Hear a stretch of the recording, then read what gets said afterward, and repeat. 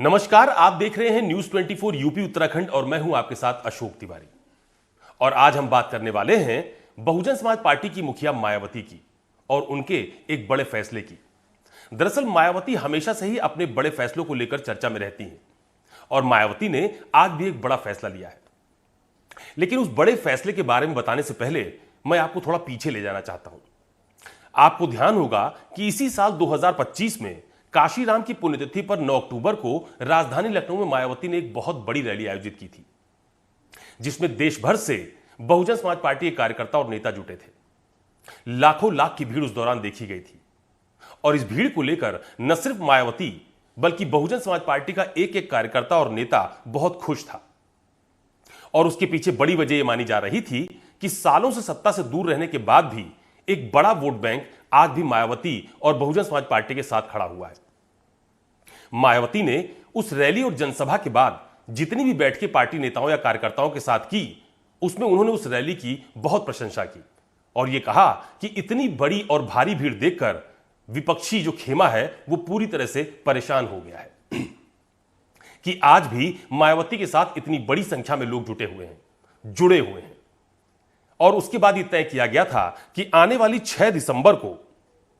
Doctor Bhimrao Ambedkar की पुण्यतिथि पर नोएडा में भी इसी तरह का एक बड़ा आयोजन किया जाएगा, जिसमें मायावती भी शामिल होंगी। लेकिन आज मायावती ने एक बड़ा फैसला लिया है। मायावती ने अपने सोशल मीडिया अकाउंट पर यह लिखा है कि वो किसी भी महापुरुष की पुण्यतिथि या जयंती के मौके पर किसी भी स्मारक या स्मारक स्थल पर नहीं जाएंगी। अब लोगों के बीच में इस बात की चर्चा शुरू हो गई है कि लखनऊ की बड़ी जनसभा और रैली करने के बाद बसपा का जो काडर बेहद उत्साहित था और पूरी तरह से तैयारियों में जुटा हुआ था कि 6 दिसंबर को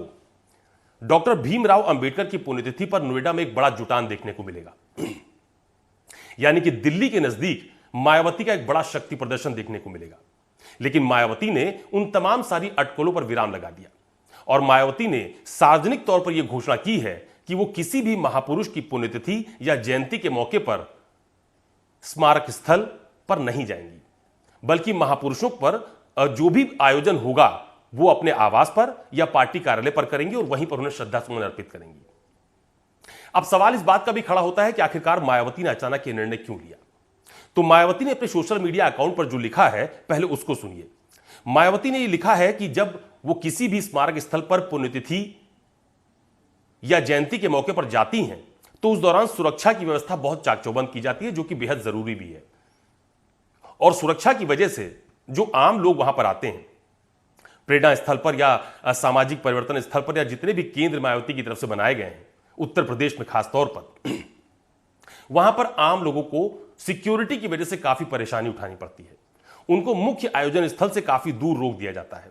जिसकी वजह से लोग परेशान होते हैं। लिहाजा मायावती ने यह निर्णय लिया है कि अब वो खुद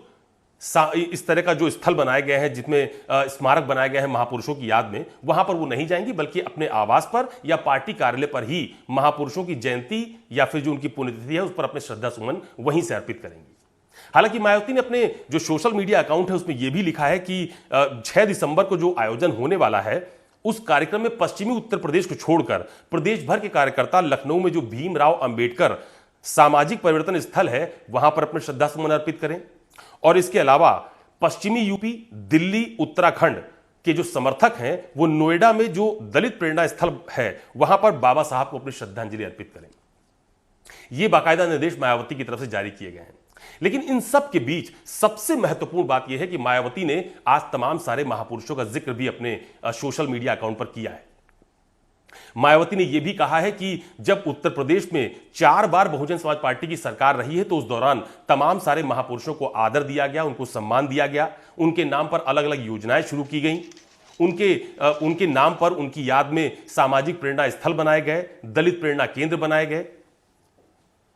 और यह भी मायावती ने लिखा है कि चाहे वो ज्योतिबा फुले हो, छत्रपति शाहू जी महाराज हो, काशीराम जी हो, बाबा साहब भीमराव अंबेडकर हो या फिर नारायण गुरु हो,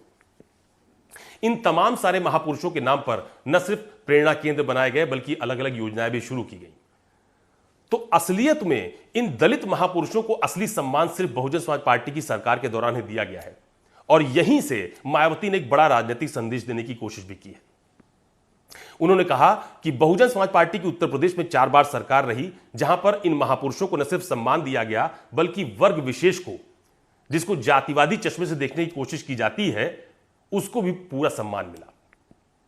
और यहीं पर मायावती ने विपक्ष पर भी निशाना साधा और यह कहा कि कुछ जातिवादी पार्टियां,